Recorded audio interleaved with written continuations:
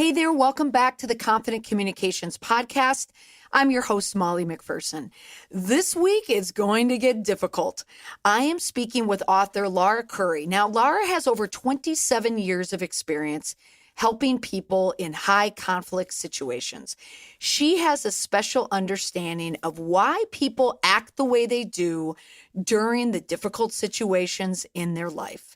They could be at work, any type of negative interaction with a colleague or a boss, divorce, conflict with family or friends, any difficult conversation or situation in your life where you need to inject solid communication skills to put your emotions on pause. In this episode, we explore how to ask yourself the right questions before you respond, why we need to become less emotional, how men and women communicate differently, how the genders communicate differently, how we can stop and calm down in times of stress instead of going off on someone. Now, Lara is passionate about helping people in these situations, and I loved speaking with her. Her voice is so soothing. I felt like I was in a therapy session, and I know you will as well. It's a very helpful episode, so please take a listen. I know you'll enjoy it.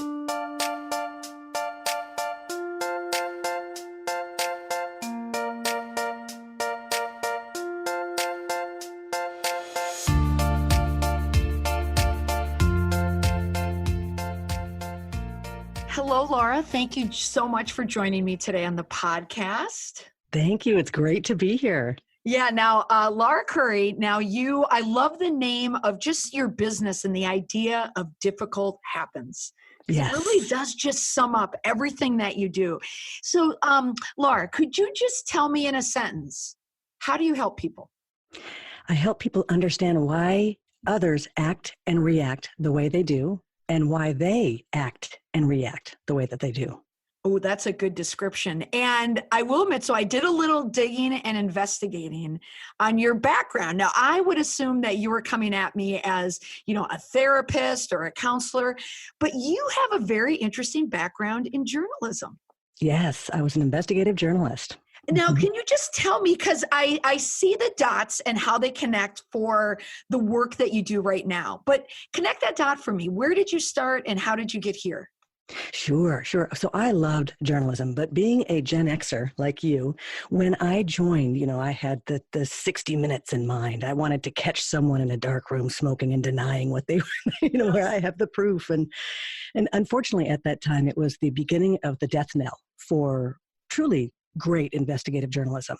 Mm-hmm. And they changed the format for news where you would no longer be on staff. You would get paid per piece. Mm-hmm. And I had an amazing mentor at the time, Barry Mitzman, who now has gone on to even more incredible things. But he sat me down and ran the numbers. And I realized that I was basically getting paid half of what I would be paid before. So I ended up going into nonprofits for a while. And then I kind of got back into investigating by becoming a private investigator. And that kind of fed that part of me where I could uncover the story, find out the truth, see what was really going on. And in that, there were a lot of themes with the way that people were, the way that their defensiveness showed up, Mm-hmm. the way that their self-protectionism, and also it was that theme of catching people in really difficult situations, when high stress, high conflict arenas.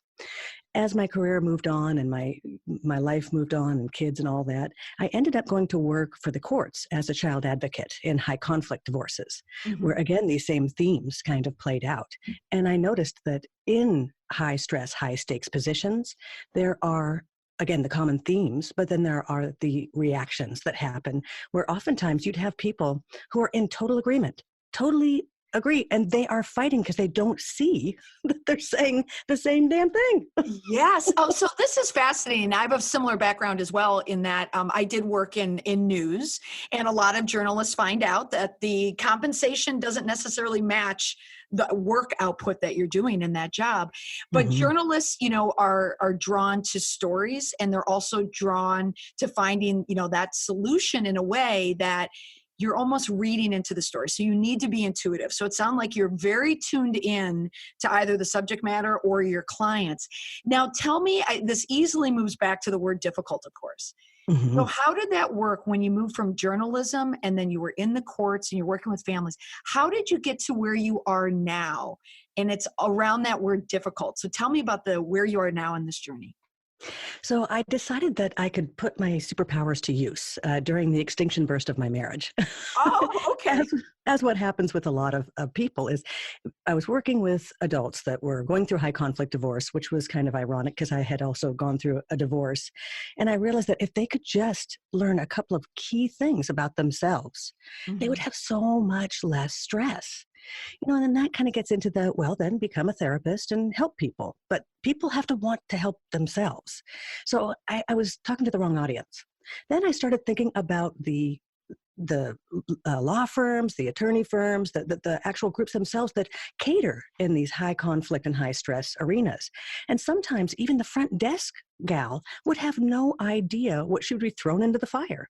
But with just a few key things, she could understand why people were already like on fire. They come in the door on fire, what you could do to kind of just ease the entire situation. It's pretty simple, really. So when you can train your frontline staff and when you yourself have the skills, you end up attracting the right kind of clients to you and you navigate those difficult situations. You kind of become the go-to person because you're not going to be stressed out all the time because we take our stress home. It lives with us. So what I hear you saying is that you understood how to read these personal communications and interpret what was happening, where the disconnects were, why it was falling apart. And then in Mhm. your work now, you've been able to transition it into the workplace communication and how people can help themselves communicate and navigate those stickier situations there, correct? Right. So they understand why it happens, how they can navigate it, and how they can even avoid it. Also, how they are contributing to the difficult in the first place. How sometimes just the way that they respond.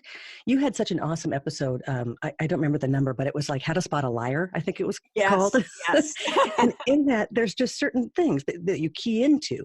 So even like with that liar episode, it's like, aha, I spot the lie. So I'm going to shift the way that I'm acting or reacting. It's the same thing. When you can identify a trigger or a triggered reaction and you know what it's around, you can figure out what someone's trigger is and understand how to then navigate the conflict or the potential conflict. So I think it's imperative for leaders today. Okay, now you mentioned the word trigger a lot. I know it comes up in your book and in your podcast as well. Mhm. Define what a trigger word or a trigger situation is. Sure. So there are two types of triggers. And right off the bat, I'm going to say that this is not a violent emotion trigger that comes from a traumatic experience in your past. Like there's a lot of people who confuse the two words because words become the soup du jour. Yes. This one too, I think, is kind of becoming that. A trigger is just an automatic and visceral response that you are unaware of. Hmm. So it usually will show up in someone's face, or it's just a shift in tone or an increase in speed in the way that someone's talking. Hmm. It's an automatic shift that's coming from a visceral place that's bringing up an emotional reaction. So most triggered reactions are around something like a word or the way that someone says something. As a woman, I think that we all have a couple of triggering words where someone will say, honey or sweetie or, that kind of the diminutive words that trigger us Right. automatically. Hmm. Now, So these trigger words could come from a point of origin in someone's life or their childhood, but it could also be a trigger from something that's quite current. As you mentioned, sweetie or honey, maybe if someone feels that they were dealing with some type of workplace inequality, as a female or something. A trigger could be anything, correct? absolutely physical, verbal, or emotional, or content. Maybe we're talking about a subject matter that I don't want to talk about. I find it very stressful. And the other person just like, no, I'm going to talk about finances or whatever it is. Some people are really triggered right now about politics. Even just the thought of politics. And it's just like, oh, here we go. Right. Okay. So now we recognize that everyone has triggers. Mhm. How do you go about recognizing what your trigger is? Is it obvious? So it's always a visceral reaction. And if it's happening to me, it's going to be physical. It always shows up somewhere. It's a tightening in your chest or, a heaviness on your shoulders or, A a pit in your stomach stomach? ache. Yeah. Exactly, exactly. It shows up physically, and all of a sudden you are defensive. Yes. Why are you defensive? Where's that coming from? That's first of all right away how you know you've been triggered. Okay, then what do you do when you feel it? You feel it in your gut, you feel it in your head, you feel it somewhere in your body, that mind-body connection. Yeah. Then what do you do? Slow down. You Okay. take a breath and you breathe in, and then you get really curious. You say, what's going on? Why am I defensive? Is it valid? Is this person attacking me? And then you still, here's how mine usually goes. Heck yeah, they're attacking me. Did you hear what he just said? Yes. You Uh-huh. kind of justify it, and then you get curious externally. Hey, I heard this, and what I infer that to mean is this. Am I getting that right? And then the other person can have a chance to clarify their intention, because it all gets back to intention. Hmm. Okay, so you need to discover what the intention is of that Mhm. person. Like, why are they saying what they're saying that's causing this trigger in you? Is that correct? Right. If you're in a safe space. If you are not in a safe space, you need to check on your intention. What is the intention for this situation? Do I need to act respectfully and get the heck out of here? Do I need to finish my, whatever it was that I came into this exchange to do, and do so in the most calm and respectful manner? It's a way to kind of recenter yourself and to get to know yourself a little bit better, because the more you recognize your own triggered reaction, the less power it has to change your mood and to cause that stress and anxiety that shows up when you're triggered. Now, when you mention the term safe space, when people first hear that, they think of a physical location as a safe space. I'm Mhm. just learning now that there is a mental safe place, that there Yes. are people that you can bring into your world and they are considered safe. And there are people that are unsafe in the sense that they cause these triggers, or they cause you to feel sideways, or let a conversation go sideways. So they would be considered unsafe, correct? Absolutely. We all know a button pusher who loves to just come in and push everybody's buttons and then sit down and watch the dance. Yes. Those are not safe people. But once you identify them, you can not play their game. You can even, especially the triangulation that happens around these people, those are the more blatant ones. It's the more subtle things that kind of come in, that come out of the side. They just come out of people's the side of their neck. It's like, where did that come from? And that's when your defenses are down, and it can impact you the most. Right. Now, maybe because you and I both have journalism in our blood, but it sounds like what you're saying to me is you don't want to have that trigger reaction. You don't want to get emotional, but you want to pivot to the who, what, why, where, and how of the Yeah. situation. So take the emotion out of it and figure out, okay, who is this person? Why are they triggering me? What is their end game? And how am I going to get myself out of it? Correct? Right. And how can I relay my intention? Oftentimes, leaders are triggered, and they might be triggered. I think of a situation where I may be a baby boomer talking with a millennial, and I'm the Gen Xer. Automatically, there's a triangulation going on there. There's an intention that's happening, but the baby boomer, who's used to hierarchical conversations, doesn't understand the level of disrespect that this millennial is showing them, where the millennial has been born and raised since the moment that they entered school to collaborate, to come together, to talk it out, and they're just like, what's up with this guy? What? Oh, see, now you are getting way into my wheelhouse right now. So I do a lot of trainings and workshops, and I speak to that executive level, the baby boomer level of people that are directors, they're CEOs, they're on a board of trustees, and they're solid baby boomers, maybe later Gen Xers. But I do notice this in the baby boomers, especially the older ones. They feel that millennials, it's like it's that group think where they feel that all millennials, they're lazy, they don't care, they don't have loyalty, they don't care about our business. And I feel that it's my job to try and become a translator to explain to them why the millennials really are, they have the same qualities, but they just show it differently. So now you had mentioned that a baby boomer might think one way, and you touched on millennials being collaborators. So Mhm. could you help me, how do you explain the differences without putting down the baby boomer? But how can you gently describe truly how the generations work and the environment that we're in today? Well, I think the environment that we're in today it's not working. It is changing no matter what. It's going to change towards the millennials. You think of the collaborative workspace, the we work, the co-working. It brings out the best in people. I think Amazon and Google and Facebook is an example of why the collaborative way of thinking works. Why they succeed is because you also need to bring in that hierarchical modality in a way. Mm-hmm. So you need the two to collaborate together. You need less defensiveness from the leader who may be in the power position, whether they are the baby boomer or the millennial.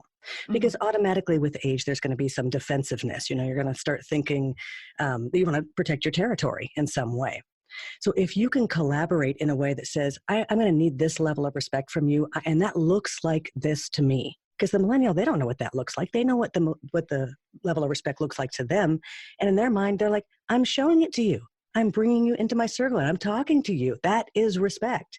Whereas a little differentiation, being deferential might be a way to show respect. So you need to know what people's languages are. Mm-hmm. Now, in my wheelhouse, I talk a lot about our emotion language and our conflict personality style, because we all have one. And so when you can understand what someone's conflict personality style is, you can understand when you're getting off the rails. When, I think this person's getting defensive. I think that something's coming up to where we need to shift a bit. And then you can speak to them in their emotion language, which is basically just how do they hear when they're upset. Okay, can I ask you this one question before we move off the millennial baby boomer? How then, if we are in that millennial mindset right now, where really just business and the culture that we're in is becoming more collaborative, how do you discuss that or explain that to someone that still lives in that hierarchical format in their business? Because we still do have hierarchy in business. I mean, there are plenty of businesses that are collaborative, but there's still a number of them where a CEO sits at top and there's an administrative assistant at the front desk. How do we effectively merge this in this environment that we're in right now? It can be something as simple as getting permission to share your ideas. Okay, explain that to me. So just slowing down and saying, hey, you know what? I actually have some thoughts about that. Would you mind if I shared them with you? Something so simple as that might be enough time, because we need time to process things. And I've been on several boards, and sometimes the board meetings go on and people are throwing out their own ideas because they're in their mind 10 steps down the road on their idea. And the rest of us kind of need to catch up. So sometimes you just need to slow down and get permission. And other times you need to just say, this is how I see what you're saying. Is that correct? Just clarify and verify. Because oftentimes there may be a little bit of a misstep between the two generations and just their level of understanding. Is there a way to do it if it's not an interpersonal communication, that there's not, let's just say there's not a millennial in the room and you're on a board with a bunch of baby boomers and all of the baby boomers are maligning these millennials, but you are sitting there. What would you say to try and tell this board of directors, these bunch of baby boomers, to accept or at least understand this millennial framework of how they work? What would you say in like a sentence or less? Well, it would totally depend on the situation. But the first thing that I do, because I'm me, is I would call out what was happening in a funny way so that we could do a reset. So I would start to use a whole bunch of massive generalities. I would do so blatantly and say, so as they're talking about the millennials, I would talk about all white men and all people from the East and all, whatever it was, all Docker wearers and all guys who wear glasses, and about those bald guys. And I would just make it totally a joke. And I'd say, oh, were we talking in generalities? Were we just using one paintbrush to brush everybody? Of course not. And I would kind of snap it back, because sometimes you need that. You think of when your kid used to misbehave. And they're young and they're kind of all over the place. And sometimes all you need to do is just clap really loudly or, hey, just to kind of snap them out of it.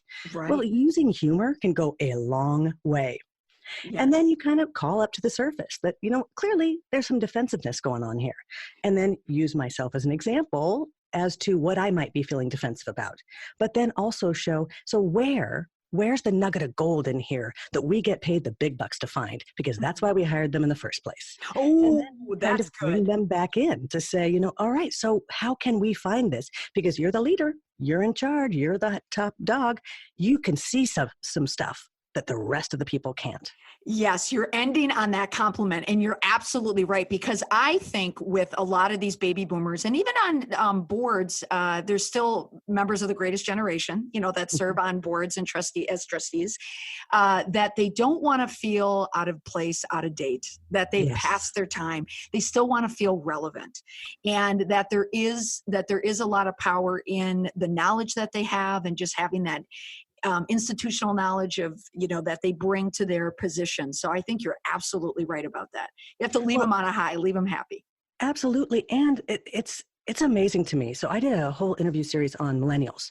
And in one of them, I interviewed my son, who is a millennial. And he at one point said, I just want you to see me. Just look at me. Just treat me with respect. You act like I don't exist. And he kept saying words like that he felt invisible.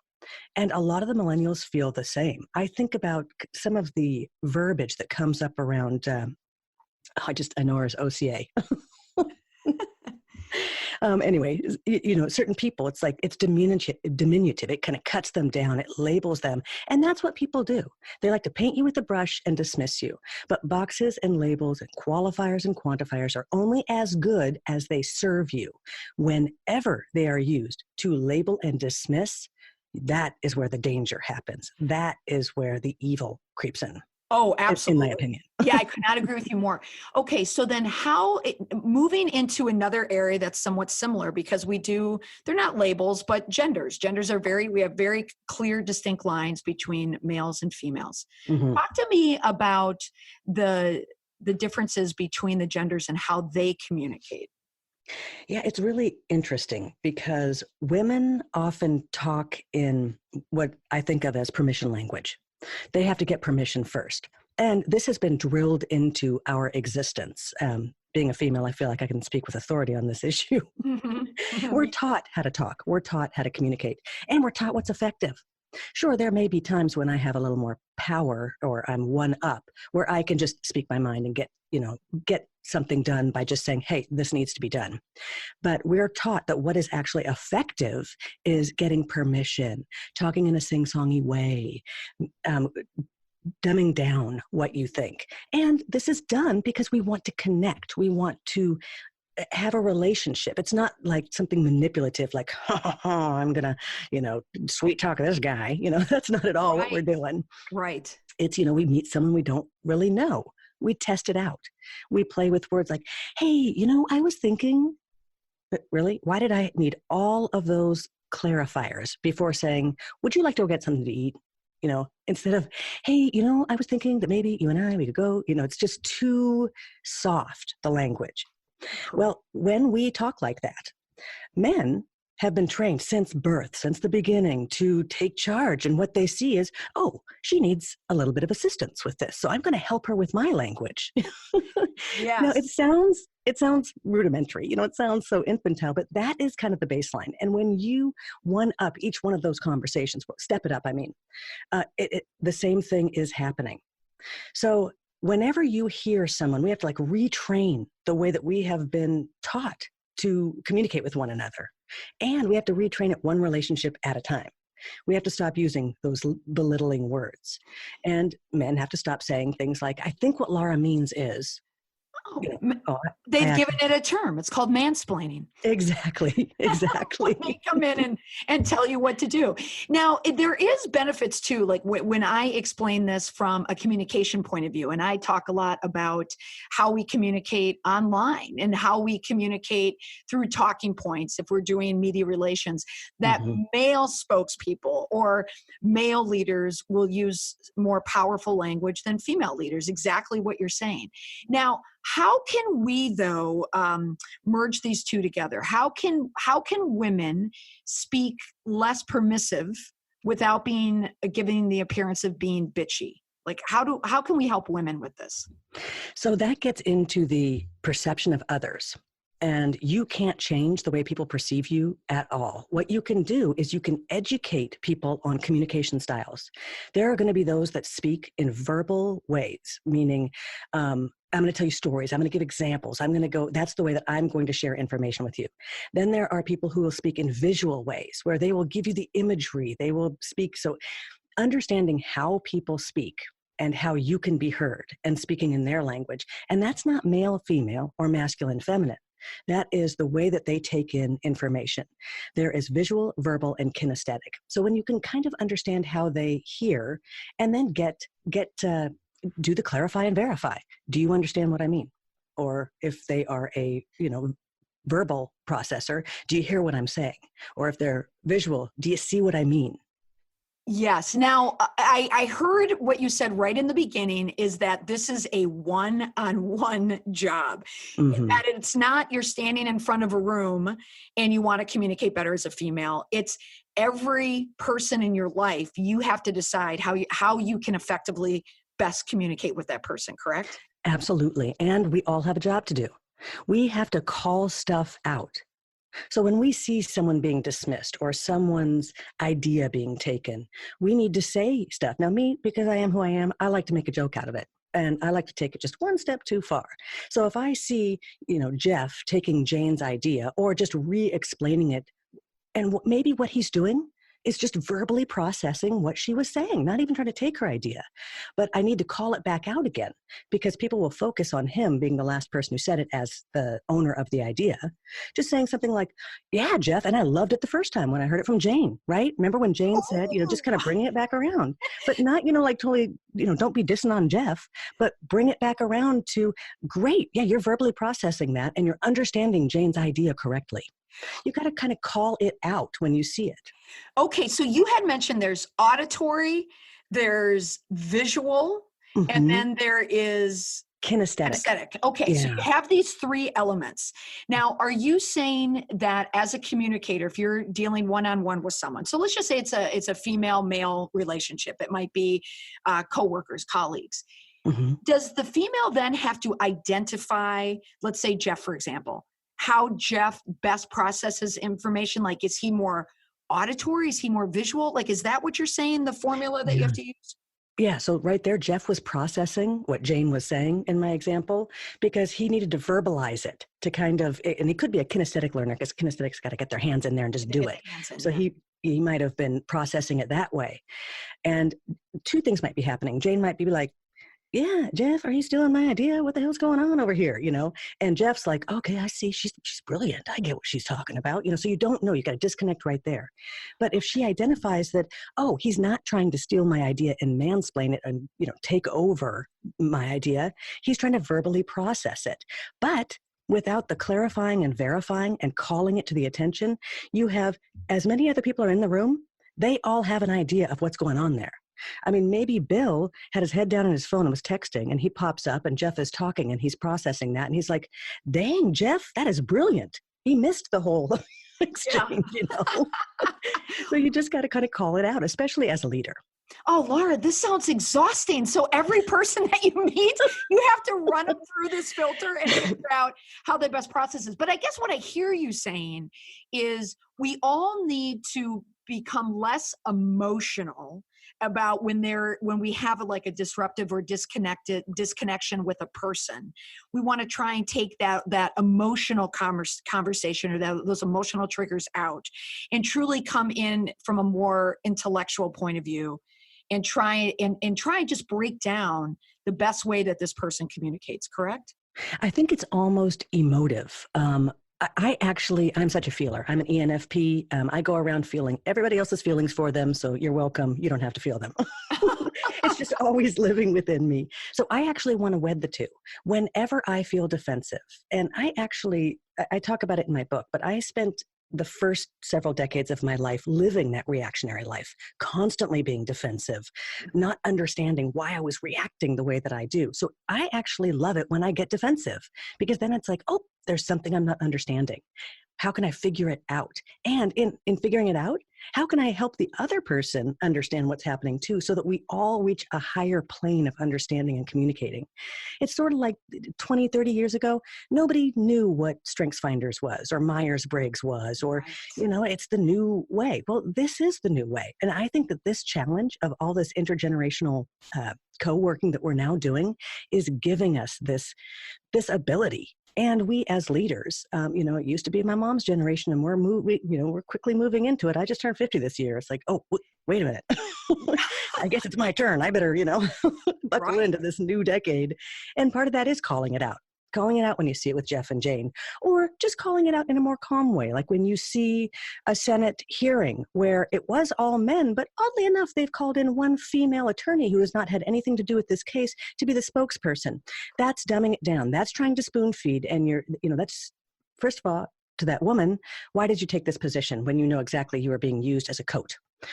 Just kind of calling it out and bringing it into the lexicon of conversation in a non-attacking way. But, we see the game plan you're doing. That's no longer working.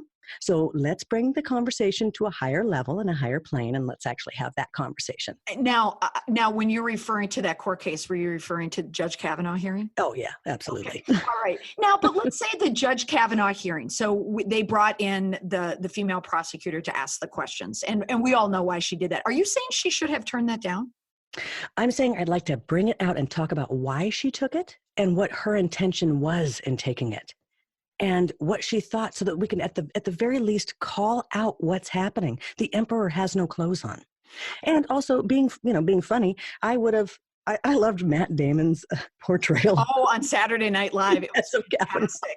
And Edie Bryant, who played the part of the female prosecutor there. Was she a prosecutor? What was her role? I think she was just a spokesperson. Okay. Yeah. I mean, I don't even know what the point of that was, but it was so, I felt just further patronized. It's like, seriously, yes. Come on. Well, you should have picked a black woman. That would have been the coup de grace people, yes. A black lesbian.